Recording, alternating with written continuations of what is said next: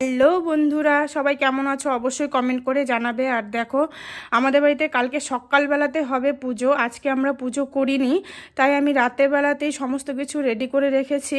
এখনও কাজ করেই চলেছি সন্ধ্যার থেকে। একদম পুরো সব ফল ফুল যা ছিল সমস্ত কিছু ধুয়ে, ঠাকুরের বাসন টাসন ধুয়ে সমস্ত কিছু পরিষ্কার করে রেডি করে রেখেছি। সকালবেলাতে পুরোহিত মশাই চলে আসবে, 10টার আগেই পুজো করতে হবে। তারপরে তো পুজো তিথি শেষ হয়ে যাবে। তো তার জন্য সকালবেলাতে এত কিছু একবারে করতে পারবো না বলে সমস্ত কিছু রাতেই কমপ্লিট করে রেখেছি, আমি আর আমার বর দুজন মিলে। আর আমার ছেলে দেখো পাশে বসে শুধু এটা জিজ্ঞেস করছে, এটা কি, ওটা কি, এটার নাম কি, ওটার নাম কি। তো ওর কথাতেও অনেক কথা বললাম, হাসলাম, ওর সঙ্গেও কথা বলছি, এদিকে কাজও করে যাচ্ছি। সমস্ত কিছু ফলগুলো ধুয়ে নিলাম।